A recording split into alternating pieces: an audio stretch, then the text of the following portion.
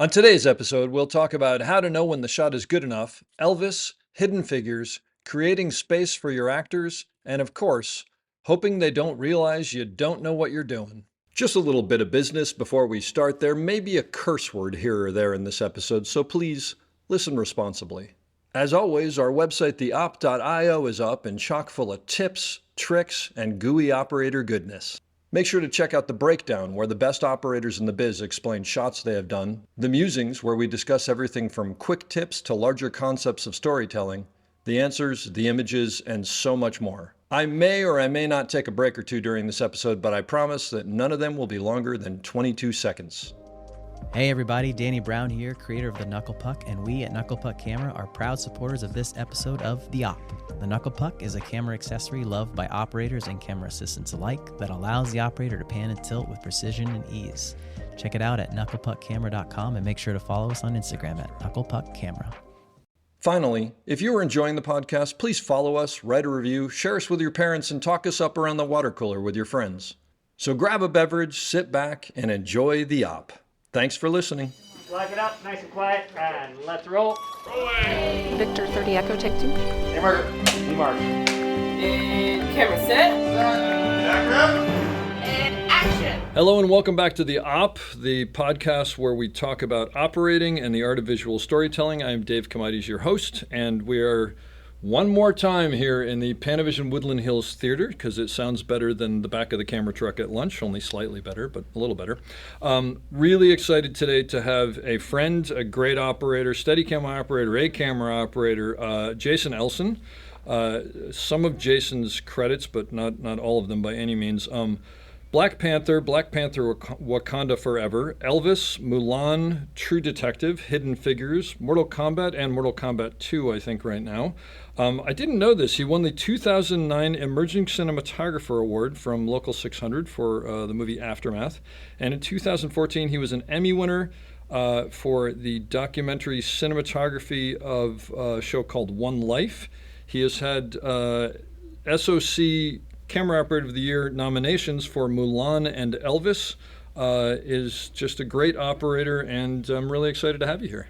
Oh, thanks, Dave. It's it's a real honour to be here, mate. That's fantastic. I think it's, I think this is really great what you're doing. It's pretty cool, I have to say. And you know what? It's funny. This is definitely one of those situations where I sit down with people and I'm like, this is more than I've talked to someone, because we don't ever sit down and talk. Like, I'll see you at like the SOC Awards or something like that. Maybe we talk for 10 minutes with our wives there while we're having a drink or whatever. Right. But like, because especially Steadicam operators, we sort of pass in the night, right? Absolutely. Yeah. Absolutely. It's rarely, an occasion where we're, kind of on the same project together. I had Guy B in here and who did ER before me. And it's funny because we have so much in common. Yeah. But we probably had never talked more than 15 minutes. Yeah, and right. We sat down and talked for 2 hours, and it was hysterical. We had a blast. That's so great. So tell me your story. How'd you get here? Yeah, I started off in TV news in Adelaide, Australia, and... Oh, you're from Australia. Yes. And I started off... it was like you were not quite the sound recorders, but you would sort of like carry this pack. Back in the day, the cameraman would use it was like an old tube camera, and it was kind of attached, with an umbilical cord and with the pack, and you'd schlep the pack. Oh, so it was like the recorder brain. The recorder, whatever. the brain, Yeah. exactly. And then you'd yeah. also have the mic plugged into it, and you'd kind of wave that around. It's a little different than an iPhone. A little different than iPhone. Covering news events in Adelaide, which is quite a small city. And then from there, you got the opportunity to, if you wanted to progress to become camera operator or a news camera operator, was to kind of work night shifts. So you'd do these kind of 10-day stints of night shift where you just covered the worst of the worst. Wow. Because the people who knew what they were doing didn't want to do night Oh shifts, yeah, so they you were got like, the night shift. they'd done that. They didn't So were want you just on kind of call? Like yeah, called well, you up not and even said, that. You would sit in the newsroom and listen to a bank of scanners. No way. Yeah, please. And go out and find the news. Yeah, and you'd go out and. How old were you at this time? 18. 18. That must have been wild. Yeah, it was pretty crazy. Wow. And were you going out and doing like, we're here at the, or was No, it just purely B-roll just sort of yeah. stuff? So, depending on what it was, if it was a major event, then you would phone it in, and they'd either get the on-call reporter up to go out if it was something really massive. You mean you'd call them up and go, hey, there's a fire going on at blah blah blah. Well, something like that, you'd just kind of go and do it. You Yeah. knew what you just go and cover, as in you'd film it, and then the next day they'd do a voiceover to I it, see. or Okay. they'd go there and the reporter would go there and Yeah. do a stand up or. But you were a one-man band, basically. One-man band. Wow, that's wild. Yeah. I remember. Actually, it's funny. I remember my first night shift. There was a fire, and I remember being so. I mean, I was just so wound up and stressing, and God, am I going to mess this up? So I remember sort of like getting out the car with the camera and running, and I tripped over this fire hose, just in haste. Anyway, it was. Did you trash the camera? or No, was I it okay? didn't. No, I didn't. I think I must have. I know I went down, but everything was all right. But God, I was embarrassed. All these Do like you fieries. think that some of those instincts that you probably got from there of like filming something but keeping an eye out for whatever else Absolutely. is open have pushed forward to this day? Absolutely. Yeah. I think a lot, and then, from there, I was in TV news in Adelaide for about 5 years, and then I got an opportunity to go work for a production company in Singapore. Oh. So I was based in Singapore working for this production company that basically did a lot of news and current affairs around Southeast Asia. So Singapore was a kind of springboard into those areas. So we would do a lot for BBC, we'd do a lot for NBC Dateline, CBS 60 Minutes, covering news and current affairs Wow.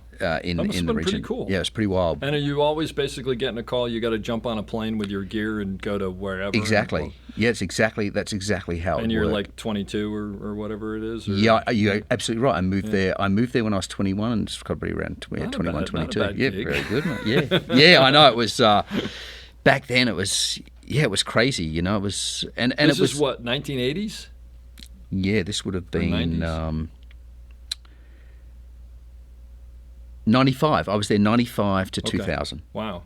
Moved to the US in 2000. Wow. Yeah. Wild. So 5 years, 5 years in Southeast Asia, and it was amazing. It was. There just wasn't in Adelaide where I came from. I mean, I always wanted to pursue a career in narrative work, but there just wasn't a lot of opportunities there. I remember going out on a film set, Black Beauty, and just doing kind of work experience to just go and watch and learn and see if that was something that I really did want to pursue. Yeah. Because, I kind of backtracking a little bit is my dad was a stills photographer, so I was brought up with a very strong influence of photography. Did he develop himself? He did. Then were you like in the darkroom with him? Yeah, absolutely. It's so funny because I was too, and there are a number of operators that I've talked to. Yeah. Who's usually their dad, but I should say their Right. parents, but tend to be the dad, I think. Were on some level still photographers, and they can remember being in the darkroom. Yeah. And I know for a fact that there's inherent ideas of framing that I sort of have from back then. I don't remember them specifically, but I know I remember watching the pictures develop and sort of like it was this magic of seeing what the picture was. That's really interesting, And I Dave. That's think really that- interesting. I You think s- there's yeah. no question that's because those are your formative years, Right, right? And, absolutely. you're in the darkroom with your dad, and there's all this. Yeah, It's yeah. There's no question. Yeah, so the school I went to offered photography as a kind of side course, a elective Okay. course, if you will, and so the school had a dark room, and I just at lunchtime and stuff like that would just kind of bury myself in the dark room, and having the background with Dad I just loved it, so I just would always be out taking photos and developing stuff at school, and it was. It's funny because when I talk to students now, or even mentoring people or whatever, and they'll say, well, like, how do I, I'm not operating, how do I learn to be an operator or whatever? And I go, you got a phone. go take pictures Right. with your phone, you know, and just frame things and then crop it and see what the story tells and whatever. Or if you have a DSLR and you have a zoom lens, like shoot it wide, shoot it tight, shoot it, you know, and because I think all that stuff just, it seeps into you, right? You know, absolutely. You don't even realize it. No. Yeah. No. And yeah, I just had this kind of insatiable passion for kind of taking photos, and then I never really thought about it until you said that just now, but the developing process and just watching these images come to life, because it's not like these days where, you know, it's instant. You know, you take the picture, you can look at it, you can, you know, it was a whole thing. Is you would have the film, the stills camera, you would have a light meter, and yeah, it was, I just remember like sitting there and moving that tray Yes. back and forth. Yeah. I don't even know what the hell it was because my dad did, and I never completely understood it. Yeah. I could never do it on my own. But I just remember it slowly watching it like come to life, sort Yeah. of, right? Yeah, And you were like, absolutely. oh, that's like, or you know, or like, Yeah. you know, you do one and like be one of the family, and like half of my eye would be closed. It'd be, you know, or that's not. We'll do another one or whatever. Yeah, you know? yeah. Popping the can of film in the dark, and you know, totally. Yeah, those were good. That was good stuff. Were you into films back then? Were you like a film nut? No, that probably. Well, I was. I mean, you know, my dad worked with Dean Semler at the TV station. Dad was in stills, whereas Dean was a news cameraman. Dean Semler was a news Yeah, cameraman. yeah. Dean Semler, great cinematographer. Absolutely. But Legend. apparently hadn't quite hit it then. Or maybe his news stuff he'd done, was fantastic. and then, you know, That's I cool. recall, I think, you know, watching the first Mad Max Road Warrior and just being blown away by it. And there was knowing that there was this kind of connection to this person of going, you know what, I like doing this. Gosh, that person's done that. Yeah. And I think that's what really kind of triggered it for me. It's interesting you bring that up. What was when Mad Max came out as an Australian, was that like a huge, because I don't know whether there were big movies before that, I'm sure there were some, but that was like a massive movie. Was that like, as an Australian, was there sort of like, yeah, we're on the map kind of thing? I don't know. I just don't know back then if I was mature enough to have, you know, have Yeah. an opinion on You that. just remember liking it and I was thinking just it was like, cool. oh I my remember- God, this thing is just so cool. Yeah, no, it was just sick. I want to do that. Yeah, it's I want to be, exactly right. I want to be a part of that. Yeah, and now that you're older, you're like, wait, we're going to do what? Yeah, exactly. Yeah. I don't want to do that. Yeah. I'm sticking you to do that. That's Yeah. pretty cool. And, So what did you do after the 5 years? So you moved to the United States after the 5 years in Singapore, correct. and Yeah. and you hadn't really done narrative stuff yet, other than on a set. No, here I or hadn't. there. And I'll backtrack again a little bit, because when I was in Singapore during those 5 years, the owner of the company bought a Steadicam. Oh, So we had one of the only Steadicams in the region. really? Yeah. So they sent me out to do the Rockport main workshop in '98. The Steadicam workshop. That was who taught it? Paul Taylor. Paul Taylor. Yeah. I remember Paul Yeah, Taylor. yeah. Yeah, Paul Taylor was a great guy. Yeah. I haven't heard from him in forever. Yeah. Well, So that that's- was in that's '98. great. Yeah. Okay. Yeah. Rockport's one of those big. There's a couple of big Steadicam courses in Rockport. Right. I'm not sure, is it still going? I don't know, but it wasn't a Steadicam thing, actually. It was like they had photographic, and I mean, it was like a film visual- workshops. Yeah, film workshops, and one of them was Steadicam. Yeah. Yeah. But yeah, those are legendary. Yeah. Yeah. Do you remember were there other big, like, people have gone on to become other big operators in that class? Like people you keep in touch with, or you don't remember? No, honestly, I don't. I don't really I don't really remember remember, who was in because my I class think, either. you know, I did the course and then I went back to Singapore. Sure. So you sort of, and it was So- pre-internet, so it wasn't like Right. you were writing letters to each other. Right. I actually think it was we're just getting internet. Yeah, but that's pretty cool. So they basically said, you're the guy who's going to do this. We'll go send you to get. Right. Wow. And I don't think at that point they knew in what capacity they were going to use the tool. It was, I think, the guy that owned the company had an opportunity to buy a Steadicam from another company that was dissolving or something like that. So it's like, okay, well, I'm going to snap this thing up, get Jason to learn how to use it, and we'll see what comes of it. Sure. So for me, I was, went and did the course and was just, this is just for me. This is So you basically tripped into it, though. It wasn't like you wanted to be a Steadicam operator and then this opportunity came up. This thing just fell in the door for you. I mean, I was familiar with the tool, and I liked the idea of it. I just didn't know I gotcha. enough about it. Yeah. And as I've said before on other podcasts, it wasn't like you went to the we sell Steadicam shop. Right. Getting a Steadicam was not an easy thing back then. Right, it wasn't. And it was expensive. And there was another camera operator in Australia, and I remember, when I was before I moved to Singapore, and I was trying to figure out this path of narrative, of going out to, and this has just jogged my memory, of, he would do a lot of commercials. Okay. And I remember he had one of the very early Steadicams. Yeah. And I remember going out with him and watching him and going, okay, this is what I want to do. I want to somehow figure out a way to get into this. And then when I was in Singapore, and then that opportunity presented itself, was a great kind of... Yeah, with me, it was a guy named Bob Fisk in New York, who, by the way, technically speaking, wasn't a Steadicam operator. He showed up on this really, no budget feature that I was assisting on, and he had a Steadicam, quote unquote, that was made out of a paint pole that you could tighten and loosen to make it longer. The wireless follow focus was a return mechanism from a VCR. He was like what's the guy's name from Back to the Future, the mad scientist, whatever his name is anyway. But he was kind of like him. He would just make stuff, and the vest was made out of old paint buckets and whatever. But it actually worked. I mean, it probably didn't work as good as a great Steadicam, but it worked. And I was like, I don't know what that thing is, but I want to do that. Right. Yeah, I want to be part of that. Same thing. I was like, that's totally cool. I remember he walked across like a riverbed, a stream. Right. And I was like, that's really cool. Right.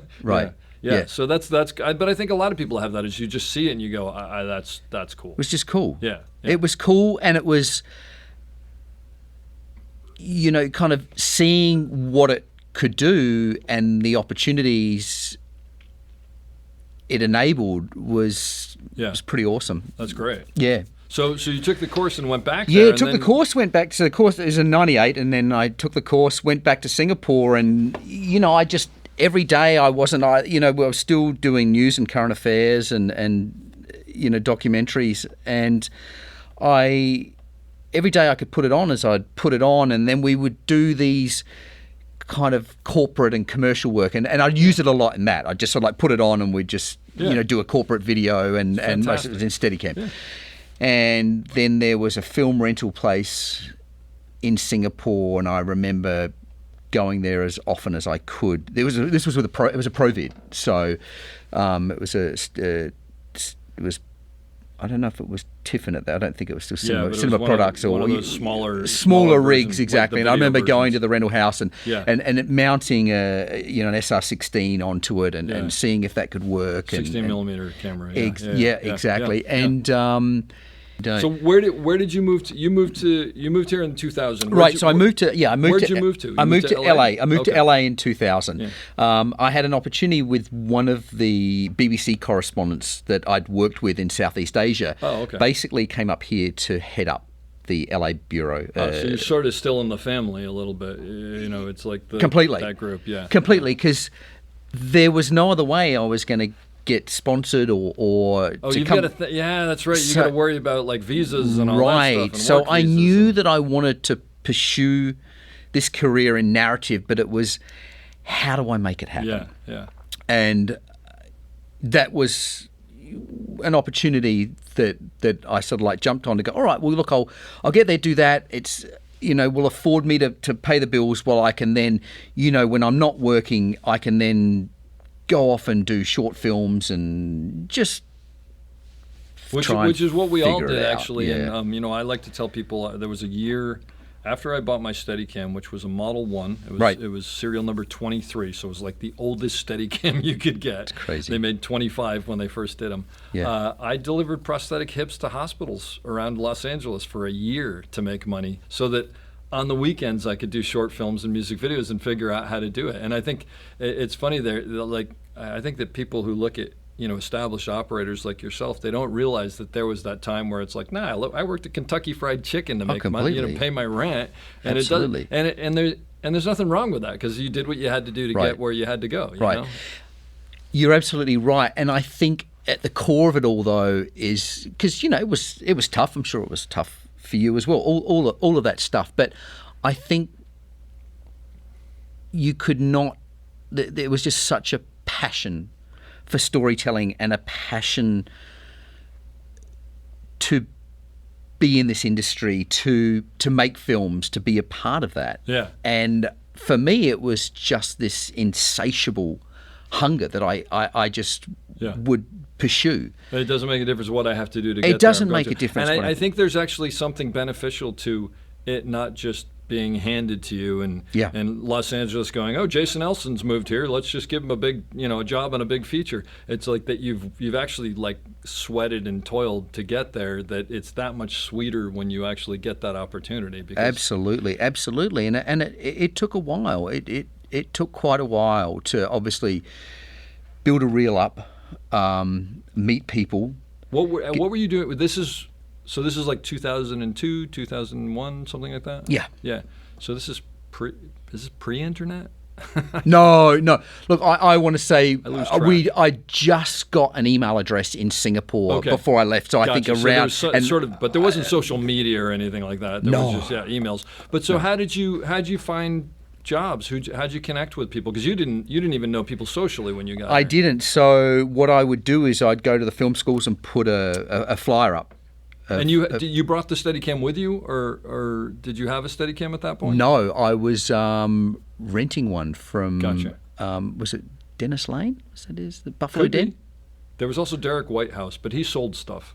Yeah, I don't think Dennis it was Lane Derek. sounds familiar. I can't. I think remember it was why. That Dennis could've been. Lane. Okay, so basically, you'd get a job and you'd go, "I need $200 to rent the equipment." Exactly. And I'll come out and do it. And I'd say, hey, I've got this. I'm building up my reel. Yeah. Would you accept this? As it's not. I'm not making money off of it. Yeah, It's but just to cover the bills. Yeah. Cover the bills. Yeah. That's cool. So you're just doing short films on weekends, AFI, UCLA, USC, whatever. Yep. Exactly. Yeah. Exactly. Which is still Yeah. a valid way to do it, by the way. Yeah.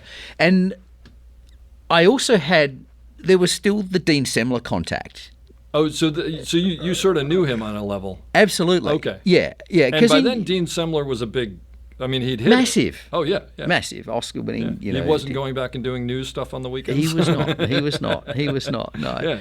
Yeah. And so I would every year I'd call them, and I would write him.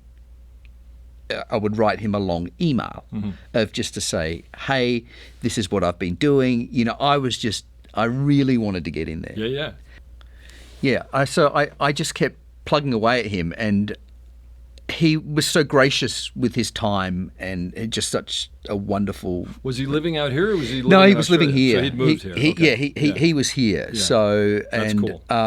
just I got a lot of advice, and another contact I had was Josh Bleibtrell, Yeah, why do I know his second name? unit DP. Yes, who's just a wonderful.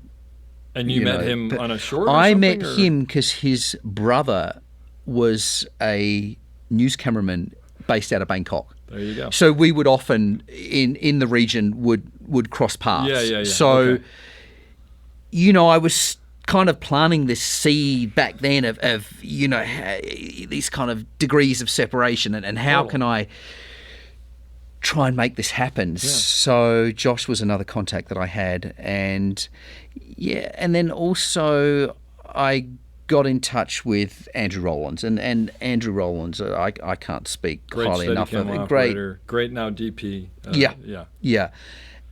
Who basically mentored me to sort of like help get me. Did you know him from Australia, or you I met did him not. here? Okay. I did not. So we kind of fast forward a little bit, and I'd saved up enough money, and I'm like, okay, I'm going for this now. Yep. I'm going to do documentary, and at this point as well, I'd done a lot of natural history documentary work, which I thoroughly enjoyed, and I felt that when this Emerging Cinematographers Award with this little short film called Aftermath came out, I felt like, okay, and the greater documentary that it was basically, it was part of a documentary that was a series of shorts. Okay. So basically, it was a longer movie, and this was a piece of it was that a movie. longer, exactly. It was a longer documentary that was nominated for an Oscar. Gotcha. Okay. So it was called Operation Homecoming was the name of the And you shot one part of documentary. I should shot the whole documentary. Oh, really? But Okay. this was like a vignette that. Yeah, I see. That sat on its that own. I thought was pretty cool, Yeah. and it was as a standalone. Yeah. And so, yeah, and I felt at that point that, you know, with the documentary winning the Oscar, and I by this point I'd been kind of in that field for quite a while, and I felt like if I don't do this now, Do which? just kind of go all in, As steady far as cam. steady cam, like I got to commit. I got to in. buy one, and I've got to buy yeah. one. I've got to, you know, Yep. all this stuff. Yep. So I did. You remember how much it cost you? Ballpark? No, I Did don't. you buy a new rig or you buy a used I rig? bought a new rig. You bought a new rig. I bought a new rig, but I also remember going into another strike straight after I bought it. Oh God. Yeah. Yeah, but a new rig back then was like, I mean, at least 60 grand. Yeah. I mean, it was a lot of money. Which, Yeah. it was a lot of money. Yeah, I think it was a combination of Yeah. money I'd saved and, you know, we'd bought a place here, so I think we kind of leveraged that Something or other, you yeah, know, people figure it out. But the point being, the yeah. reason I bring it up is for anybody who Yeah. doesn't know, it's planting your flag. Like yeah. you don't really just do that and then go, yeah, I don't want to do this. No, Yeah. and I knew at this point Yeah. that I'm going to give it a go, and I always knew in the back of my mind that, and even when I moved to the US and all of that, that if all else fails, I got a bed at home with Yeah. my mum and dad, There you you know, go. and that was always in the That's back not of a my bad mind, thing, yeah. going, you know what, take the risk, Yeah. just go for it. You're Yeah, young. but sometimes you got to jump off the cliff a Sometimes little you gotta. bit. There's no Sometimes question. Do you you gotta. remember when you got your first rig? Like the day you got it? I do. I picked it up in Vegas actually to save paying the tax. Of course you did. I waited a week until I waited I was gonna buy my first new rig, which was a Pro. Yeah. And I think I was going to a movie in Texas, and I wanted it for the movie, but then I did the math, and I was like, oh, I'll save like $1,000 in taxes if I have it sent there. Right, So I right. waited a week or Yeah. whatever it was. Yeah, We all exactly. did That's that. what we did. I got it sent to Vegas and then That's drove great. up And there then and picked it drove up. to And Vegas. That's so great. I love it. But I don't know if I just remember opening up the case the first time, and just being like, it was like the Tarantino movie with the light coming out of the case. Yeah. I mean, it was just, I couldn't believe it. It was kind of unbelievable. Yeah. I know, and then obviously all the other emotions that go with it, like, oh gosh, now I've got this thing now. I'm completely. Now Yeah. And you're like, okay, I I'm can't gonna make pay any it money off. with I've this. got yeah. So what were you starting to do movies at that point? No. or- No. No, I wasn't.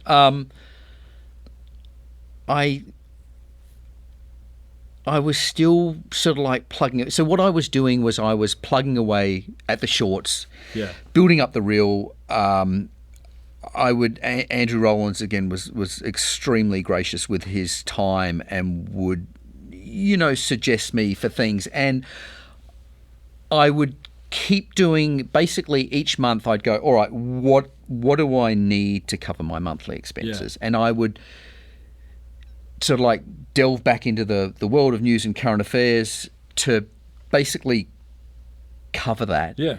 And then go, I'm just going to make myself available Yep. on the off chance that something comes up. Sure.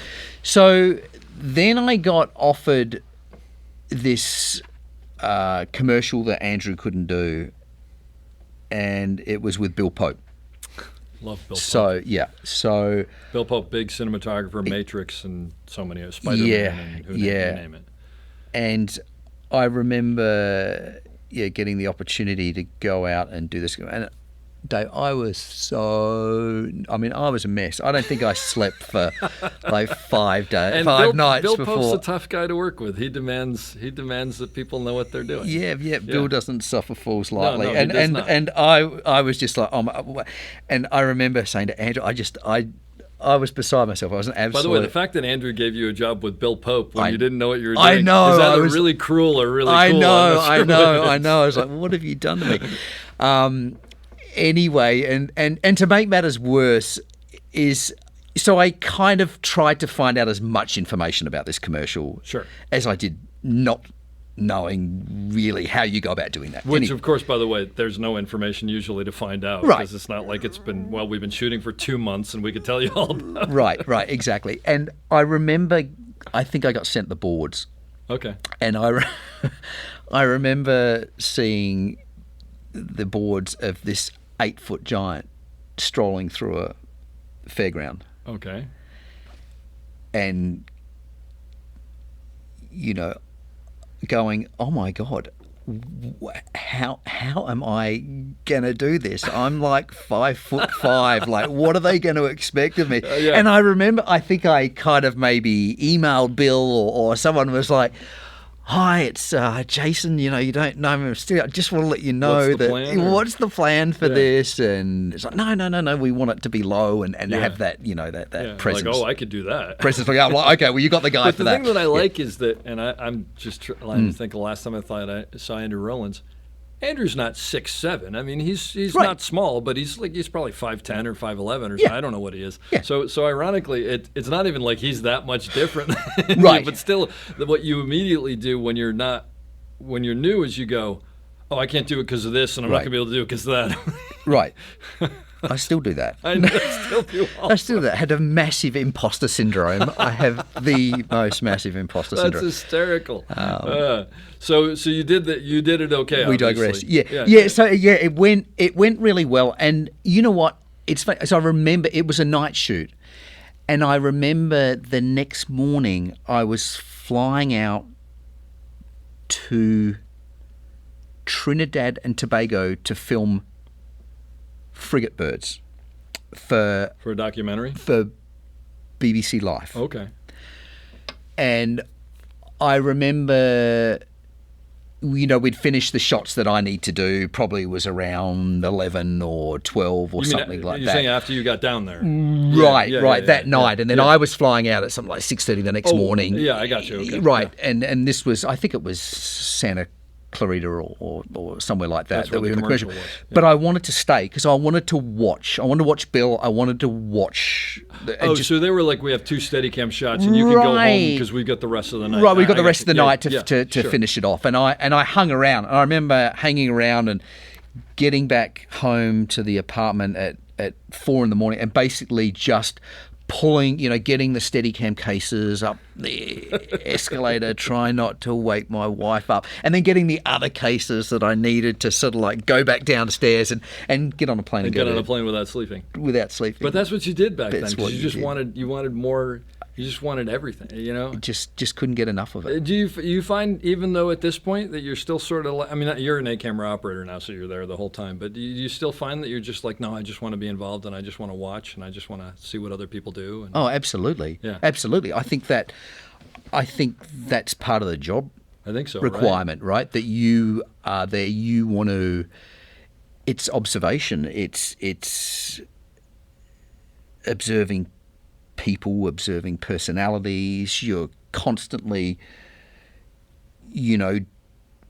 putting out fires, and not necessarily big fires, but No. it's like, oh, there's a water bottle over there. But they can't, there's. Yeah, you never turn you it just, off, really. Yeah, you never yeah. turn it off. But it's funny because the thing that I think about is, and it doesn't happen often. I don't know if you're the same way.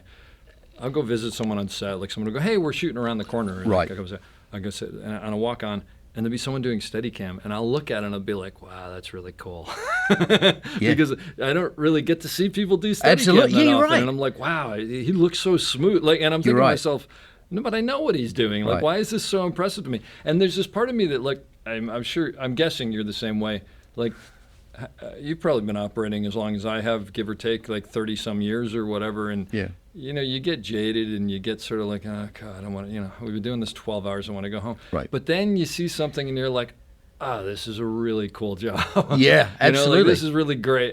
And my hope is that never completely goes. I mean, it's not as much as it used to be. I'll be perfectly honest, because we're older and we have kids and et cetera, et cetera. Yeah, there's another set of but there's still this responsibilities point going on. again. Like when I go on a set and I see a steady camera operator, I'm like, oh, that's really cool. Yeah, it's funny. I remember you talking about this a while ago, with I think you went and saw something that Andrew Mitchell was doing, and you watched Andrew Mitchell, doing. God, Andrew Mitchell's such a great operator. He's such a great operator, and he's like a precision operator. It's incredible. And absolutely, he's a superlative operator, superlative Steadicam operator, a camera operator, and I remember like his work on Glee is just incredible. And he would because I would go in double ups on Glee. Okay, yeah. So it was really You're on awesome. Another stage or whatever. Exactly. Maybe you'd see each other at lunch. Absolutely. And I remember one day, I'd finished or whatever, and going over to see Andrew and watching him do one of these routines, and like you said, just going, oh my God. You know what I bet it was? Like second season or third season, they were doing the regional finales or whatever it was in the show at some major theater in Los Angeles, and I was teaching environmental education in my off time at a school, and they had a Glee club. And so I thought it'd be fun, and I heard they were doing this because they had called me to do camera work, see camera, and I couldn't or whatever. Right. But I said, how many days are you there? And they told me. And so I called up the production manager, and I said, I know this is nuts, but this is Glee Club, and could I bring them and put them in the audience so they could watch this? Because I think they'd think it was cool. Oh, that's and maybe amazing. I could get your musical director to come talk to him. And she goes, oh, yeah, totally. So we went up there. But so I got to sit up in the balcony and watch Andrew doing these huge numbers. Right. And it was just mesmerizing. I mean, because, I think it's like anything. It's really, really hard, and he makes it look really, really easy because he's done it so often and he has this shorthand. But it was really beautiful to watch. It was great. Yeah, he's amazing. Yeah. But it's funny because you do have that thing where it's just a lot of times it's just kind of boring, and then it sparks up, and you're like, oh, that's why I like this. This is really great. Yeah. Right. Yeah. Absolutely. Every day, you go to a set and you drive up, and there's all the trucks and Carnival. all that. It still puts butterflies in my stomach. You still get nervous when you start a show? Oh my God, I'm a hot mess. I am an absolute hot mess. Still to this day, even if I go into a commercial, I probably won't. I have a horrible night's sleep the night before. Really? Upset stomach. Yeah, I don't know, because again, maybe it goes back to this imposter syndrome. I don't know. I just feel like someone one day is going to go, you know what? You've actually got no idea what you're doing. And I keep waiting because I just find, you go out, and I'm so passionate about I love what I'm doing, but I don't, there's no right or wrong with what we do, is it? It's not like you can go, oh, that shot's right. Well, why is the shot right? Yeah. Because you might interpret it differently. Well, it's art. I mean, not to put too big a word on it, but there's no right and wrong in it. Yeah. I mean, there's wrong in that you just saw a light in there. That's a different thing. But even now, that's not wrong, because it's like, oh, well, paint it out. I know. Which sort of and then it's drives like, me nuts. well, then you go on the other show where they don't have the budget to paint it out. So you start shooting the light. Exactly. Right? You're shooting the light. They're like, what are you shooting the lights? And shot? Well, but hang on, the last show, there's the other B camera or C camera operator who shot. It's hard right now because, look, it's funny because I fight with people. I mean, fight's not the right word, but I'll go, let's move those carts. No. Someone will just paint it out. And actually, the funny thing is, the reason that I really do it is because my wife is a visual effects artist. Right. And a lot of times I'll go in and she'll be like, why didn't the camera operator just move the stuff from the window? Yeah, I'm like, that's I don't interesting. know. You would move it. And I'm like, yeah, I would. Well, why didn't they move it? I was like, it's not my show. Sorry. Yeah. I'm sorry you have to paint it out. But it drives me nuts because it's sort of like, and I know, by the way, from her, that the budget, it's like, here's the amount of money. And then they go to the VFX department and they go, we have 120 shots. Can you do it for this amount of money? And VFX goes, it's a little bit of a stretch, but we can do it. And then they could go, oh, here are these 80 cleanup shots too, and VFX, and there's no more money, and of course the VFX people like us, they want to do a good job, so Yeah. like then my wife's there, taking stuff out of a window. That Right, could have been that moved. could have just been moved. And like, a Absolutely. camera assistant eating a sandwich or something like that. It's just, You're right, and sometimes, it's hard to clarify those rules of engagement. Like what am I going to fight for? Yeah, what am I going to fight for? What am I going to let go? Yeah. Because you want to do right by everyone. You want to, if you can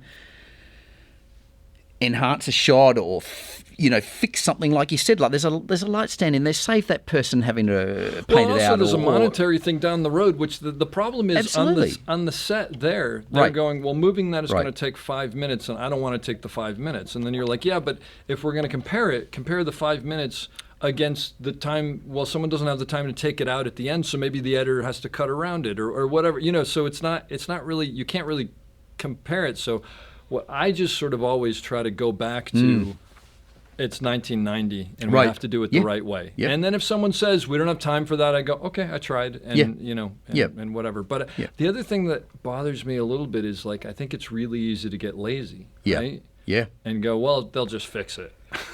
Yeah. And I'd just rather go, no, let me give you what works.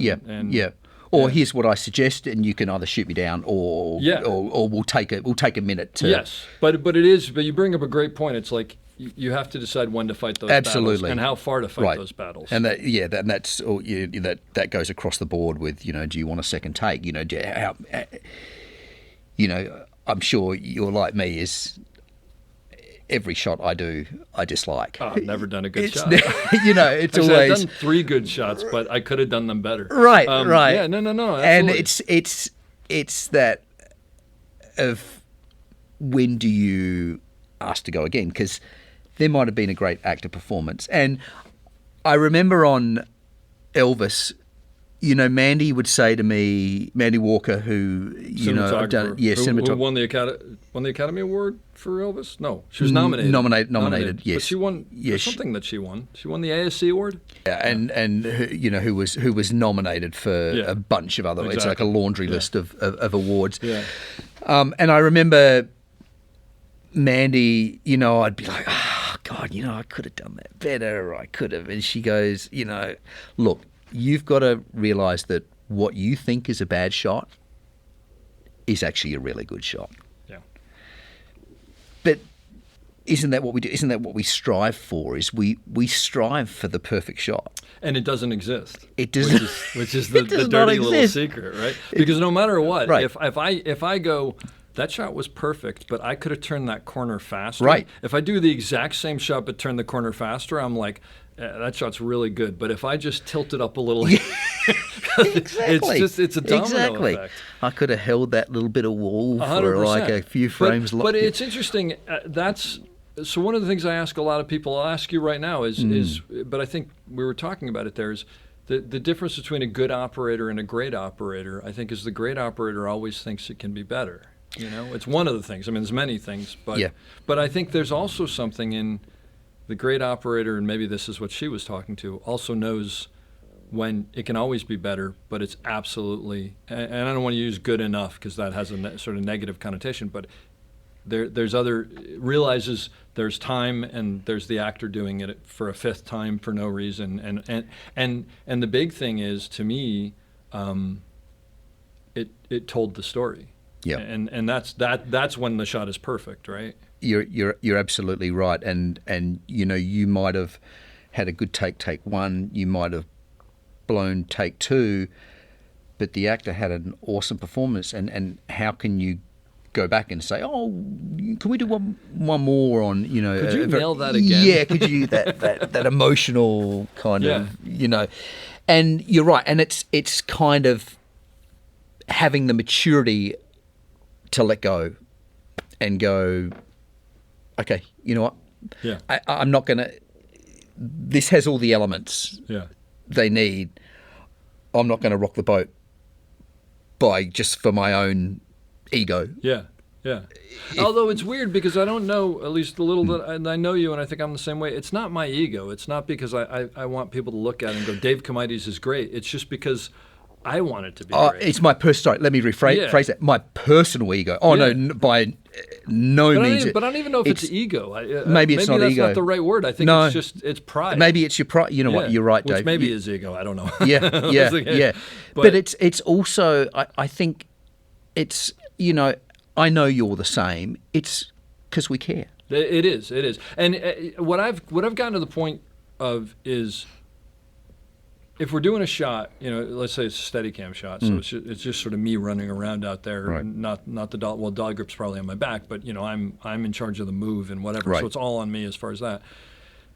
If I saw off the set, I'll immediately put it down and go in and go, hey, I just want to make sure we're going to do that again because I saw off the set, and then they'll go, oh, okay, or they'll go, we're not going to use that part, we can paint it out, whatever their decision is. But what I've realized is the ones that's its own thing.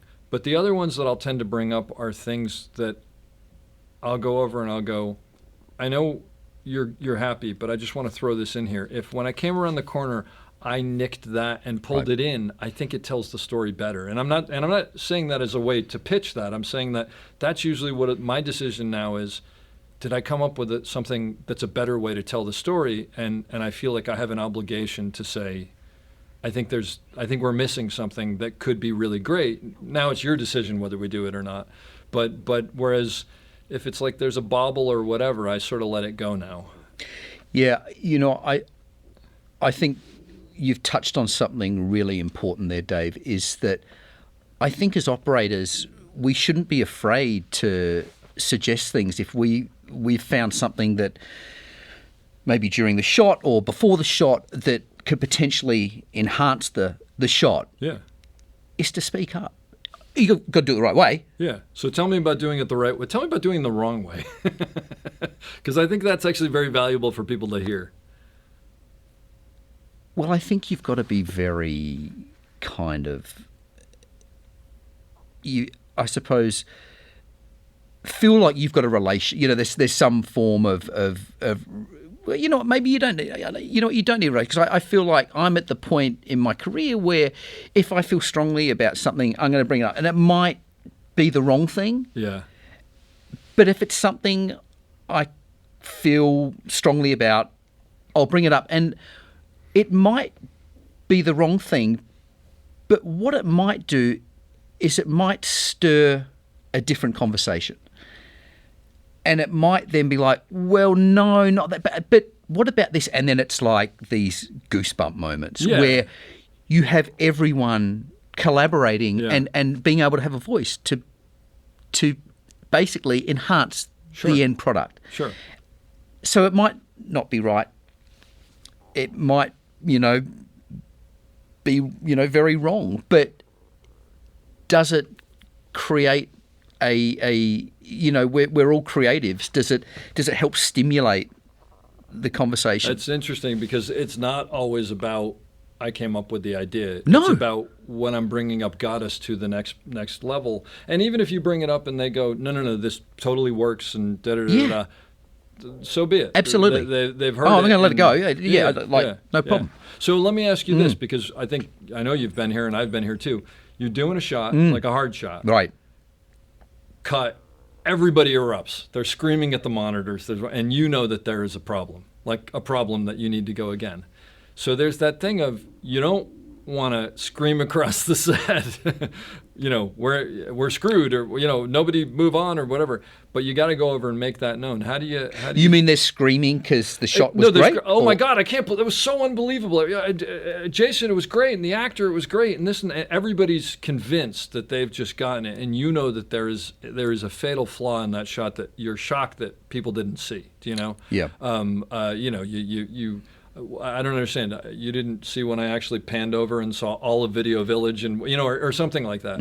How do you handle? I mean, do you just jump in and own it? And because, I think people can normally tell by looking at my face. I've got a pretty bad poker face. Is that it? It's like sometimes I don't have to say anything. He's like, "What's wrong?" Well, that's what I mean is those ones when everybody's like so in their mindset because they're not looking at the stuff that we're looking at. Exactly. So I think it's just one of those things to go, "Hey, yeah, great, glad you liked it. But there was just something that I noticed, during the shot. Are you okay with that? Do you do it quietly though? Do you make sure, do you go over so it's quiet, or do you? Because there's one. The reason I ask is I think there's one rule of thought that you do it quietly so that the actor doesn't hear it in this. Oh, and it's just completely. Like to make sure. But there's another rule of thought that sometimes when whoa, wait a minute, no, we didn't get that. Because the train is moving and you can see it, like they're taking down the set and whatnot. Right. Right. Yeah. So it's people it's are weird going home 'cause and there's both sides of that. There right? is. Look, I think that's again that is the kind of delicate balance. I think psychology is such a massive part of what we do, of reading personalities and being able to somehow make things. It's maybe a bit of a tangent, but making something feel like it's somebody else's idea. You know what I mean? But serving what you want to say, Yeah. but saying it in a way that if it's something you feel strongly about or you have an opinion about,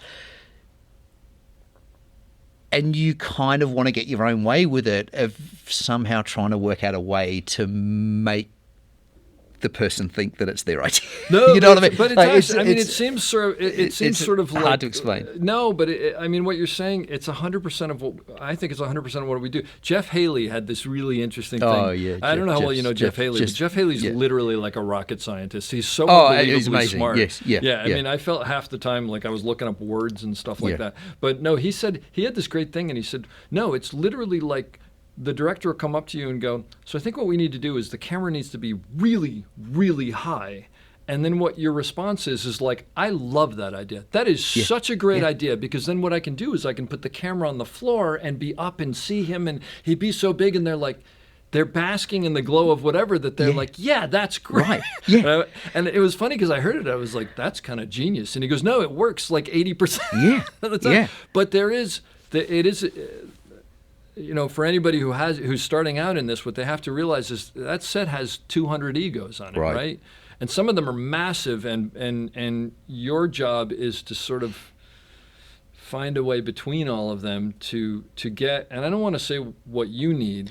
No, it's not. But you have to accomplish something, and sometimes you have to sort of put it in. And Guy B and I had this discussion, and it was funny because we realized that we have a lot of the same catchphrases, which, as opposed to going, this is the way we should do it, it's more, is there any value in looking at this? Would this be something you might consider? There's this weird turning in a question. I always will end something with question mark. Yeah. It's not. Well, because then what you're doing is you're going, I really don't understand enough to know the answer to this, but what do you think? And you've basically just told them what you empowered think. them to. Yeah. But that's something that it took me a long time to learn, and it's not a sneaky trick. I think it's psychology, like you said. It's psychology, and and by no means in an arrogant way. It's just trying to, sometimes to get your ideas out is just sort of like going about it the right way. And it's and actually different strokes, different folks. Totally. And what I've found over the years, what more and more of it comes down to, because as I teach a class or I mentor someone, I just realize everything is backwards engineering. Yeah. It's I got to get down the road, and there's all this stuff in the way. So let me figure it backwards from down the road, and then I'll figure out how to start. Yeah. And 9 times out of 10, I don't know how to start, but I go, that doesn't make a difference. Sometimes you just got to start. Yeah. But if I start at the end and pull it back, at some point something will connect, and I'll go, oh, now I understand how to do it, or someone else will. Yeah. Right? Yeah.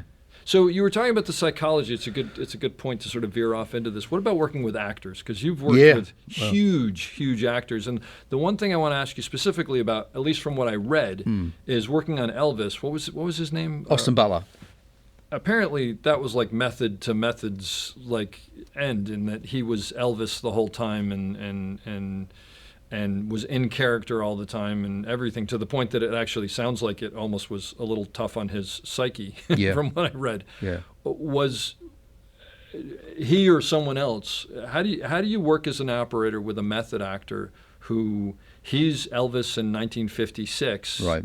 but you've got to talk as Jason Ellson in 2022 about, hey, you got to keep out of that light, and Right. I can't have you off the set here. Well, how do you navigate that? Well, I've got to be honest that Austin is just the most gracious human being and incredible actor. I mean, he lived and breathed Elvis. Yeah. He was also one of those actors that was on set every day, just sitting, watching. I love that. So he knew everything that was going on. Okay. And he was also very approachable. Okay. So, and he would be one of those people who's like, well, how can I help? How can I? Okay. So even though he's in that character, but he just out of curiosity, when he would say that, would he be speaking as Elvis? Yeah. That's wild. Yeah, completely. That is wild. Completely. He was amazing in that. Amazing, movie. right? Amazing. It's absolutely incredible. So he's. I assumed he might have been, but anyway, someone else. You don't have to name him. Yeah. But because we've all been there, and I don't. Right. And I don't mean to say, if that was the case, I don't mean to say that they're a problem. Yeah. I mean to say, sort of, how do you interact with them so you are not interfering with what they have to do? Right. Because that's so important. You're right. That's a tough one, Dave. It's because he's on one spectrum, and then you can have someone on the other spectrum that really doesn't want to be. Will walk into the camera because the camera isn't in their world. I mean that kind of thing, right? Right. Yeah, we've all been there. Yeah. I, with something like that, like to start it off with just wondering if you might be able to help me out with something. Again, a question and help me. And help me. It's my problem. It's my problem. It's not yours. I'm an idiot. Yeah. I'm an absolute idiot. Can you help me out with something? Yep. That's my answer. Yep. No, I do that. I do that all the time. It like you said, it goes back to what we were talking about before. Is that it's then. You're right. Is that. Yeah, I'm so stupid. Oh God, can you help me because you're so can you help get me out of this dilemma that I'm in? Yeah, and the funny thing is, it's saying it here. It sounds like it's a disingenuous thing, but it's really not, because the reality is, we do need their help to do that. I mean, because they, if they step 2 steps to the left, we see off the stage, and if they hit their mark, they're there.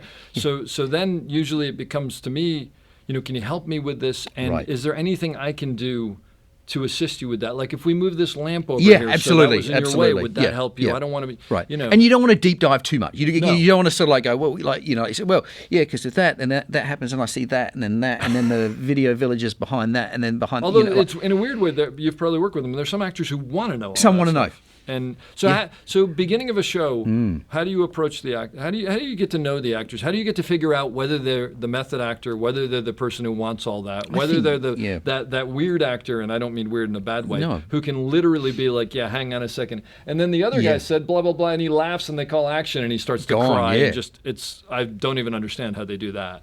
It's crazy, right? Yeah, Jason Bateman was like that. Isn't he? I mean, it would be literally like the guy would be in the middle of a story and hit the punchline and turn on a thing and then be in the character. And then it would cut and he's out of character. I mean, and knows pretty much everyone's job more than... No, that by a long shot. Well, the guy grew up on sets and everything. Right. It was interesting, the thing that I really, because I worked with him on Ozark. Yes. And I got thrown in there. Great show, by the way. But that was a gift. And congratulations. Thank you. That was a gift that I was given, though, and I just didn't mess up. Like most of my career, actually. But but the interesting thing about him that I really liked was you would go in, when he was directing anyway. Right. And he would start on level 4 where he was explaining what he wanted. And he would just assume that you already understood level 1 and level 2 and level 3. And there were some people who couldn't keep up. And I loved it because probably from ER, I was just used to going, well, yeah, that and that and that. Okay, but so what's the, and then we'll come around here, we'll do this and this and this, these like complex things. And it was such... I mean, he was ahead of me by a long shot. I'm not saying I would, but it was so great to have the bar so high and have to try to reach up to the bar. You're right. Where you just look, we always bring our A game, but when you're just every second you're just concentrating, you're in like the kind of flow state. Yeah. Bill Pope's kind of like that. Yeah. When I work with Bill Pope, I'm always like, how it's more sort of like, what's he going to call me out on? Right. You're right. You're way, trying, because he demands absolutely. a lot. You're constantly just you're kind of looking for things that could bite you in the arse, and trying to fix them before they, or. If a question comes up, no, you've already figured out the answer for that, because that they're probably going to ask about that or ask about this, and why didn't you address it? Well, if just constantly, and again, it's like that. You just pay. You got to pay attention. You got to, That's what it comes down to, right? You've got to pay attention. You want to immerse yourself in that environment. You're just always watching and executing the shot is such a small part of what we do. No question. It's almost the easiest part of what we do. I hate to say that, Dave, but sometimes you're right. Yeah, it's the most fun, but it's there's so much, and like you said, paying attention, because what I always say is, you're on set and you're sitting behind the camera and there are just assassins everywhere. I don't mean that in a negative way, but I mean everywhere. Someone who's been told to put a stand over here and they haven't been told where the frame is, and they put it down, and you're like, wait, that can't be there. No. In the meantime, someone else is doing so. Wait, hold on, you can't move that. You're going to move over there, and then why is that? It's just this constant thing. It's incredible. But I sidetracked you. No. So beginning of a show, you come up with an actor. You're working with Tom Hanks. You didn't sidetrack me. I was trying to avoid the question. You ducked the question. No, but what do you? How do you start that relationship? What do you do? I think you've got to. No, I don't really. I think you've got to earn the trust. I think you need to create an environment for the actors where they feel like they have the freedom to express themselves, express their character, and that it's a safe place. Yeah. And it doesn't happen immediately, but I feel like if they feel they can trust you, they feel comfortable around you, that you then can start to, if there's things that you need that can help your job, it just makes it a little easier to approach. So I think the answer to that is just to really, to be quiet, to give them the space, the environment they need to create. And I guess the question is, how do you figure that out? How do you figure it out? I mean, do you just sit back and watch and see what pretty works? Much. I think so. I think, obviously on a shot-to-shot basis, there's things that you need that, I also feel that, if you do have those characters that can potentially be difficult, is that you tend to garner a respect, that if you go in with something that you've thought about that you think is going to make a difference. Yep. And if you don't and you get yelled at or whatever, it's like, I just feel like, at least in myself, that I feel like I've done the right thing. Yeah, that's a great point. There's no question. It's interesting because there's one or two actors I can think of who I've worked with who have the reputation of being tough. Yeah. And I have been able to get to the point with them where they realize that. Well, I'll back up a second. One of the things that I try to do is I go, I'm going to make sure that I don't take this personally, because it's not personal. Right, absolutely. I interviewed Tommy Shalami, and he had a great thing, and he said, sometimes 90% of the time when an actor is impossible, it's because they are absolutely scared out of their wits of what they have to do emotionally on set, and they don't know if they can pull it off. Right. And he goes, and you would be the same way. If you had to do some massive Steadicam shot and you didn't know how to use the rig, you'd be freaked out. Right. And it's not to say that they don't know, but they're reaching and they're going, and they're burying themselves in front of you. Right. So then if you, and to add to that, Dave, sorry, I'm going to cut you off, interrupt, is, with that being said, if you can then provide them that space, Absolutely. to provide them that environment where they feel that they can Yep. express that. There's no question about it. No, but it's so. That's number one. Is I always go. It's not about me. It's about them and what they need. Completely. And number two is then I'm just going to be there in whatever capacity they need.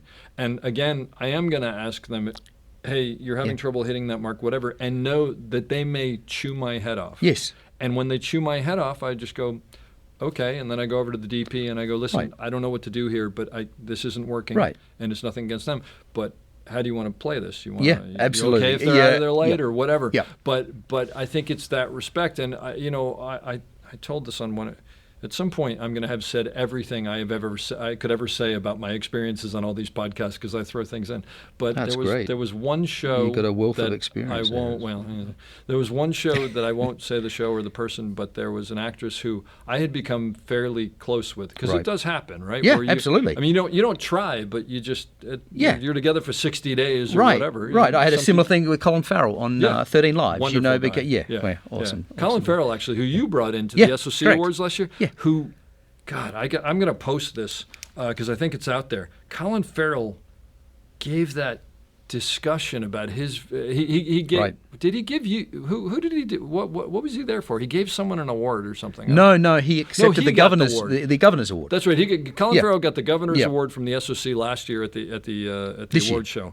This year. Yep. Well, yeah. Yep. And but he it was almost like a poem that he had amazing, written right? about being on set and working with the operator that was so beautiful. I remember sitting there and like almost tearing up. It was, and I was like, "Who's this guy?" Right? Yeah. He's obviously an amazing individual. Oh, he's just a class act. But I was working with this actress who I'd gotten very close with, Right. and she had a really, really big emotional day, and she came up to me, I think just before she went into makeup that day, and she said, "Listen, I can't talk to you today. We're not going to talk today." And I said, "Totally cool. I get it." I knew what was on the. That's amazing. I That knew she felt that she could, and wasn't just. I'm just not going to talk to you. I mean, that's pretty amazing. And I think she knew that I would understand it. And of course, I had read the script and I'd read the sides, so I knew what was coming up that day. And I said, "Totally cool." I said, "Whatever you need." And she said, "And I may actually be kind of cruel to you because just what's going on, and I know you're going to have to tell me like here's a mark and here's this." And she knew what her strengths and her weaknesses were, so she's like, "I know you're going to have to adjust this, and when you do, I just want to let you know it's not you." I said, "I'm here for you. I'm here for what you need." And sure enough, that did happen. And it was totally fine. And I just went, "You need to come." Well, and she, no, just need to come. Okay. And I'd walk away, and she just knocked it out of the park. I mean, just knocked it out of the park, as I knew she would. And they wrapped her, and we had one more scene or something like that. And we were setting up the next shot, and I feel like a presence behind me, and I turned around, and she was standing there, and she just gave me a big hug. Oh my God! And she held on to me for 2 seconds. She didn't say anything, and she walked out at the door. And I was like, "All right, great. I feel good because I gave her whatever she needed." You gave her the environment. Those are those moments where you're like, that's what being an operator is about. Completely, because you're in that bubble. Totally, and it's actually it's weird because I don't know about you, but like when I get to look through that eyepiece and I'm 4 feet away from someone who's just destroying it, it's a privilege, right? It is an absolute honor and goosebumps. Again, we talk about Do you get that where someone's you come off and you're like, that was a performance. Oh my God, yeah. And times where I've teared up as well. Which then an actor looks at you like, "Yeah, I don't need another take." Yeah, and that's right. And that's a funny thing. It's also like a lot of the time that as an operator, is the actor will look at the operator to kind of But that's another thing. Have you fallen into that where you're gonna have with some actors you're gonna have that connection no matter what. But you do have to be careful, right? Yes. Because there are directors who will not enjoy that. Yes, absolutely. Yeah. Have you had that situation before? No. Yeah. Not where I haven't had a situation like, what? Maybe I have. Maybe actually. Come to think of it. But the thing that I always look at is, especially like let's say episodic, which I know you haven't done it as much as I have. Right. But you get a new director coming. Right. in. Right. The smart ones will recognize the relationship between you and the actor, and will use that. Yeah. And every once in a while you'll get someone who doesn't appreciate that because they're not the immediate person they're looking to, and they'll get upset about it. And it's do you remember the situation that you had, or was it a tough thing to navigate, or? Yeah, I mean, I suppose it was just one of those overall situations. Yeah, that was tough to I got navigate, and but again, using what we've kind of talked about and going and not taking it personally, and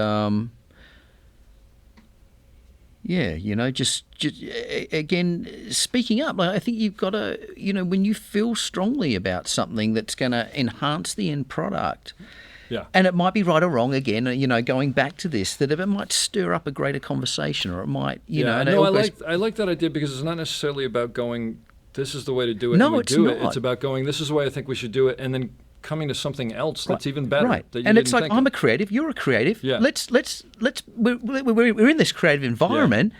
Shouldn't everyone have a voice? Shouldn't, anyone? I mean, I remember on Black Panther, like Ryan Coogler, the day we started shooting, he's like, if anyone has got an idea, please feel free. Boy, that's a director who is secure.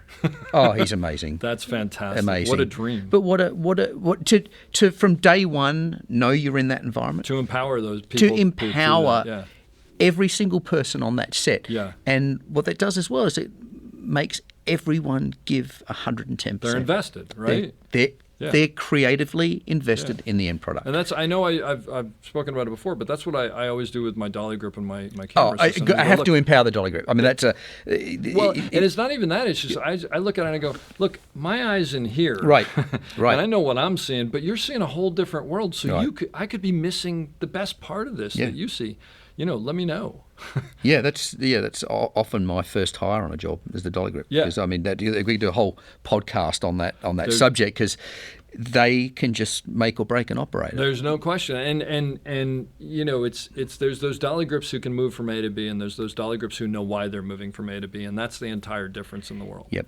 And then they might add a C in there or a D, and and then.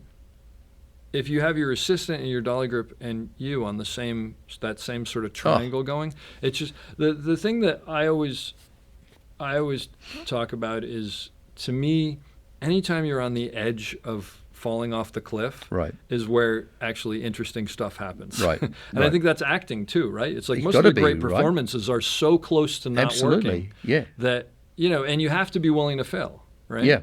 Yeah. It's almost like at those moments as you do enter this kind of flow state where you are completely in the zone. Yeah.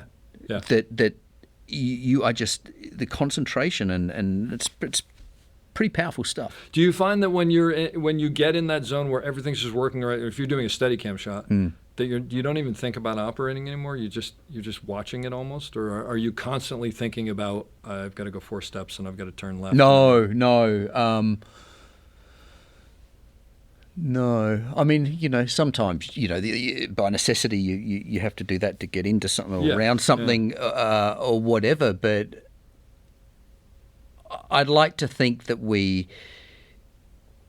And obviously there's a lot of technology these days that can help a lot of the, stuff as a Steadicam, for example, is, before a lot of this horizon stabilization technology, like your volts, your waves, and all that stuff, is that you would focus so much of your attention on, say, the horizon or whatever, whereas I personally feel now that with a lot of those enhancements to the technology is you can kind of relinquish a little bit of that stuff, knowing that something's gonna, that's kind of taken care of, not kind of taken care of, and you can focus on the storytelling. Yeah, it frees you up.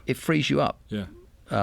Again, that's just that's my opinion, but so I suppose, I mean, I do just watch. What do you do during rehearsals as an A camera operator? It depends.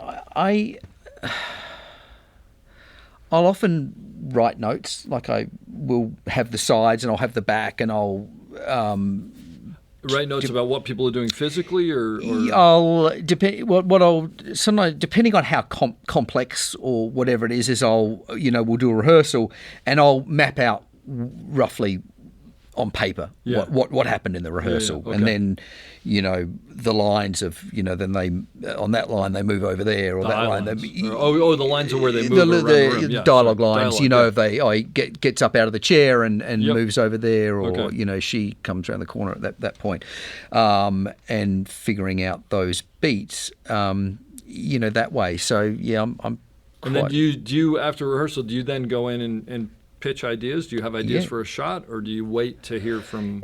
Again, I think that them? depends on the person, your boss, Yeah. of whether they, I think another great way to approach that is to, again, say, so what do you think? What do you think about this? Yeah. How do you think we should approach this? And, you get a general idea, or what about this, or what about that? Or maybe it's like, oh, I don't know, what do you reckon? Yeah. Oh, well, what about this? Again, it goes back to that. Oh, no, I don't like that idea, but maybe this, and then it goes back to that. I don't know. I think it all circles back It's to circular. that. Yeah. To It's back you and being forth. able to have a voice, to being able to communicate the right way by empowering. Of being very. I don't know what the word for it is. Like we said, it's not my idea. I don't feel strongly that this is how we need to do it, but this is a creative opinion I have. And Sure. didn't you employ me for Hopefully, right? Because you've seen some of the other stuff I've done, or and I'd like to think that I've had a creative input to that process. Yeah. So That's one of those things where I don't know if you do this, but when I work with a DP for the first time, Right. I will say to them in the interview, or whatever you want to call it when we first talk, I'll just go, I just want to make sure I tend to be like really involved in the process and the storytelling. And that doesn't mean that I have what I say goes or whatever. But if you want someone who's just going to operate and not going to speak up, Right. like, I'm probably not the right person. And there's nothing wrong with that. Everybody works differently, and the work you've done is fantastic, but it may not be the best fit. Do you sort of let people know that that's how I you work? generally like to plant that seed. Yeah. If it's somebody I haven't worked with before, often I find that person has been, say, a recommendation from another DP or something Sure. like that knows that person, so they've maybe done a little bit of research of how you work. And Yep. but yeah, absolutely, is I like to just say, hey, look, I like to. Yeah. Are you okay if I have an opinion? And then do you sort of, like, the first couple of days or the first week, Feel it out. you poke here and there and sort of You lob- figure out where you figure out where that line you is. lob softballs to see, like, okay, did he catch that? Did he Exactly. hit Yeah, the- before you It's funny launch the 'cause bowling balls. I think we all do the same stupid Completely. crap. It's just that we Yeah. have different ways of doing it. But there is that thing, and it's even I've even said, like, if I do a show and I'm working with a dolly group I've never worked with before, Right. which isn't that often, but it happens. The first thing you do is you IMDb them and see who Right, they've worked right, with. And stuff. absolutely. But then you're sort of going, what do you think here? You think it's track? Yeah. Or you think it's planks? Because you want to see what their thought process is and what they know and this and that and the other. But what about prep? What do you do for prep for a movie? You're working with. Let's just say you're working Right. with. You're doing a movie with a DP and a director you haven't worked with before. Yep. I asked for visual references, film references generally, and Like a lookbook or something like that, a yeah. lookbook, Yeah. visual references. Actually, I've said it before in here, but lookbook, for anybody who doesn't know, is really just, it's not a book anymore. It's a digital file usually. Right. But of usually stills from movies and paintings and Paintings, whatever. yep. Who always had an interesting one was I did a bunch of stuff with Sean Bobbitt and Steve McQueen. And Steve was an artist to begin with, and then right. became a filmmaker. And I asked Sean once about it because I don't often see these things, but he said that Steve will also always give him a book at the beginning of a movie. Yeah, right. Beforehand, that is sort of like his feeling. But the interesting thing is, it won't necessarily be something that you go, I understand what we're doing now. It's sort of his job is to figure out what it is. So it'll be like, you're doing a movie about gangsters and he gives you a book on like Japanese paper mache cuttings or something like that. It's almost planting this subconscious it is. seed. It's a very artistic reference. During the process, it's like you kind of recall it. Or So, and then will you also watch things that they've done before for reference? Yes. Yeah. Absolutely. Yeah. Watch what they've done, and ask, if there's a certain style that they're going for, if there's a film reference to that style that's... Yeah. So you have a way to go. I find that not only does that mentally put me in the mode, hopefully that there, but also, and again, maybe this sounds like it's manipulative, but it's if something comes up, then I can go, oh, so is this, you did a movie, and there was this. Are you thinking it's like more like a Vista like that? Because then at least it lets them know, okay, this guy's done some homework. Absolutely. I don't think it's manipulative at all, Dave. I think it's that you're vested. Wouldn't you want that so. person? But I guess manipulative in the sense that I'm purposely doing it to let them know that I'm vested. I mean, there's real value to it, but you want to have those things that you can plant to let them know that you've come prepared. Absolutely, and I think that's experience, and I think that's part of the psychology as operators, that you've got to tap into those to subtly let people know. Absolutely. And it's funny because there's one DP who I won't say who likes to he likes to reference really obscure movies as a way of sort of showing what he knows, and he'll go, oh, this is I'll tell you, this shot is like, it's like Un Chien Andalou or something like that, and I'll look at it and I'll go, actually, it's like Beethoven's Third, the 3D movie about the big dog, and he knows what I'm doing, and I know what he's doing. It's one of those things. Everybody has their things that they do. Absolutely. Have you ever been fired? I have not. Oof. Okay, so you have a long career ahead of you, because. Well, I thought you had to get fired. I thought you had to get that out of the way. I thought I had to get fired 3 times, which is what I did. It's coming. Wow. I'm sure it's coming. Yeah, that's great. It's again part of that imposter syndrome will have been like, finally. Yeah. It's funny because you talk about the imposter syndrome, and I definitely have it too. I think I just have a different version of it. Right. You have this like, oh my God, they're going to figure out that I don't know what I'm doing and I'm going to get fired. And I have this like, yeah, I guess they're going to figure out I don't know what I'm doing and I'm going to get fired, and I guess I'll get another job after that. Like, I definitely have it too. And it's weird as I get older. I mean, I'm 54 now. I've been doing this 35 years, I think. I know there's a shot out there that's waiting for me that I'm going to get handed that I can't do. Yeah. And like, I will walk into locations now and I'll go, ooh, those stairs look pretty rough. We have a techno crane. What do we have here that's not aesthetic? But yeah, there is that gnawing sort of, I'm not 20 anymore, that's for sure. No.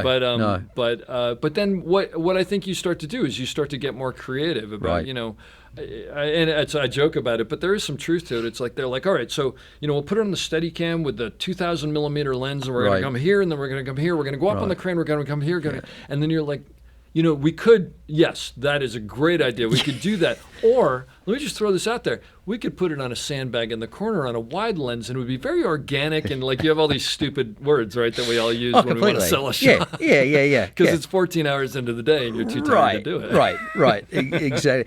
And it's funny, sort of like going back to Elvis, and some pretty big kind of camera moves there's some beautiful stuff in that movie. Thank you. In that film, but the process of getting to that was, because Baz comes from a kind of theatre world. Sure. So with Baz, he'd come into a space and he'd sort of like go through with his hands what he wants the camera to do, and I just remember feeling sick in the stomach, and this is every day. Why is he doing that? I'm like, what, the camera? What, nothing can go through the. Like, it doesn't do that. It doesn't do that. Yeah. But it's like you said, and it'd be like, oh God, how am I going to get through this? How to get through? But you do, and you kind of just go, all right, that's what you got it. So I'm going to figure out a tool that I can put in this. That I can give you a tool that can move pretty much anywhere within this space with a few limitations. So now I can give you this. Can we pick that bit up, or can we, of trying to? It's going back to what I was saying about Jeff Haley. Is your instinct is to always go, absolutely, we got this. Oh, completely. And then you go back and go, how the hell are we going to right, do this? Oh, my God, you talk like to your dolly grip. You're like, do we have anything? What are we going to do? And then you go back and you go, we could do all this perfectly if we can pick up that one piece or whatever. It's like you never want to say no. You just sort of say yes in a different way. Right, almost. right, exactly. And it's often it's education as well, because a lot of people don't know what the tools, what they can do, what Educating the limitations them are. as to what's possible and yeah, what's not because it's possible. like, okay, you've got some complicated, oneer or something like that. Is it a oneer? And is it a oneer because it's telling the story? Is it like, or are you going to cut? Because if you're going to cut, could we maybe do, if it's not performance affected or whatever, we could do this bit really well or whatever, and then I don't know. No, but obviously a one is a one. You got you that's what you do. Sure. But it's finding all those little nitbits out and. But if you're going to cut into the middle of it, it could be, well, we could do the first half much better this way, and the second half much better that way. Right. Are there times where you'll sort of bring the AD part of your brain into it and go, we could totally do this. I think what you're talking about is going to take 2 hours. I can give you this, which is probably 80% of what you're talking about in 25 minutes. Is that of value? Like, do you bring that up, or do no? You keep that out of that. Yeah. I mean, I think it. Yeah. But again, it's striving for the perfect shot. So exactly. And I think that's a level, that way above me that make those decisions. Yep. As opposed to, I want to give you the best that I feel like I can. Sure. It might take, pulling this wall and pulling that wall down and getting the crane in there or something like that. It might take a minute, but then you can make that decision, or we can do it. We can do it this way as well. Yeah. You're talking about Elvis. I remember there was one sequence specifically where it's like he pulls up in a convertible. Yeah, and goes down Bill Street. On the street, and then he goes up into the club. And I remember either it was a one shot or it was a series of shots, but I remember watching it and just going, oh my gosh, this is unbelievable. I mean, the conceptually, as far as the number of people, as far as the execution, I mean, it was just fantastic. It just had such a great feel to it. Thank you. Yeah, that was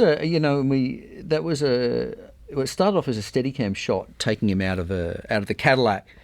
And then he kind of goes. He's basically kind of being bumped around by a bunch of people, and he goes sort of like down a block and a half, or something. So we did it. It was a kind of following shot. So we kind of car comes in, picks him up, and it was just kind of chasing him down the street. But it just had such a great energy. I mean, but that's Baz. Like he just it's such on that film was just. You just knew every day you were part of something special. That's cool. It was really awesome. I mean, daunting and completely like nerve-wracking.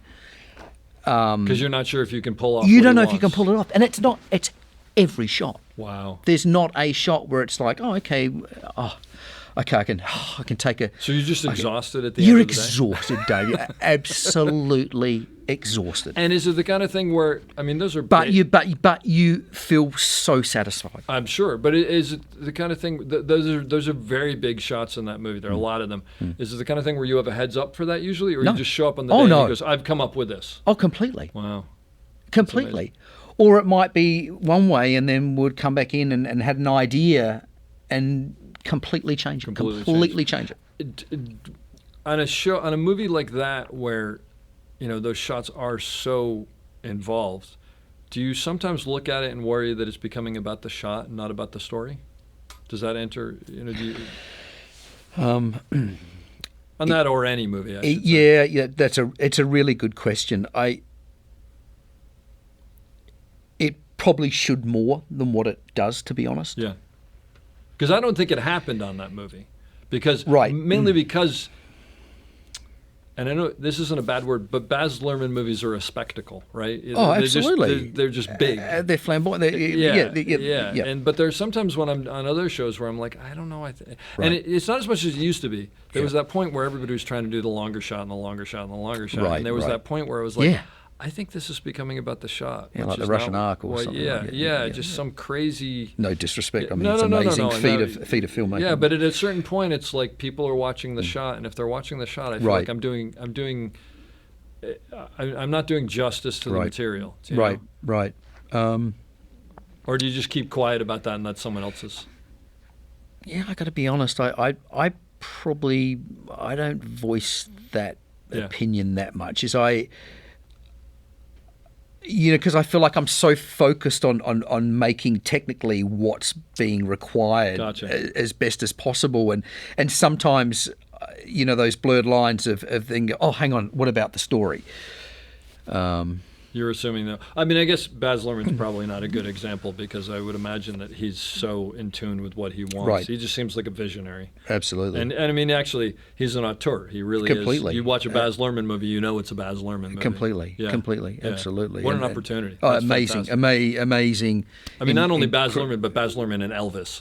Right. Yeah. Yeah. And like Mandy Walker just knocked it out the park on that movie. I mean, it's just such a beautiful looking film. It is. The lighting and it's an incredible looking film. Yeah. Well, listen, this has been fantastic. Awesome, Dave. A really great conversation. There's so much good information in here.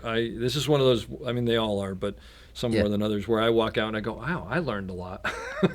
Wow. Which is always good for me. Wow. But I'll leave you. But likewise, I mean, I think and you definitely brought up a lot of things that we don't unpack. No. Until, but how often, it takes a strike or whatever. Yeah, right. A strike for us all to be able to get in the same room, Thank God for the strike, together. sort of. Thank God for the strike. No, but I think you're right, because I think all of this stuff is stuff that, like, you just don't have time to think about. And also, operators don't get together and talk, really. I mean, or when we do, it's like, you don't want to talk about work. Right. Because you're working. Yeah. So so that's why I actually mentioned it earlier to you before we started. It's been interesting to me, and it'll be interesting to see now that I think we're at the end of the strike. By the way, anybody listening to this, I just want to point out, we're in the 2023 strike, not the 2025 strike or the 2027 strike. The 2030 strike, nobody's even thought about yet. But it's been interesting because I think that people have come in, and I myself actually too, is like, and even I think you here, it's like you start talking about this and you go, oh, I like my job. I miss doing it. There's a nostalgia. Yeah, it's almost cathartic. It is. But I think that if you had just finished a 5-day week and this was Sunday, you'd be like, yeah, let's talk for 20. Because you've been doing it all week. But I think that there's a weird thing where you've disconnected from it for a while, and you can sort of, it's like you're standing back looking at a picture as opposed to like standing right up, close to looking at the picture. Yeah, I agree. But so I'll leave you with the question that I leave everybody with, which is, someone getting into the industry, operator moving up from B to A, Jason Ellson now talking to Jason Ellson back when he started, narrative, whatever you want to call it. What advice do you have to give them on how to succeed? Look, I think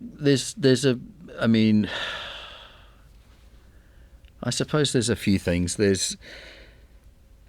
I think it's important to be somebody on set that somebody wants to be around for, say, 14 to 16 hours a day. To be that person that's just be cool, just be enthusiastic, pay attention. And one other piece of advice is show concern, don't get involved. Todd Slopey told me that years ago. It stuck with me. It's so true when you think about it, though. Like on so many, on more of not as our jobs as operators, but like let's, for example, like a transmitter's a video transmitter's not transmitting properly. It's in the wrong spot. Like don't like, oh well, I can move it. Don't touch it. Don't just. Oh God, that's a shame. But do not get involved, because then all of a sudden you're responsible while there's no video assist. It's now on you. So show concern, don't get involved. I hope you enjoyed that as much as I did. We'll be back soon with another great episode. Don't forget to check us out on theop.io for all sorts of information on operating and storytelling. So thanks for listening and have a great day.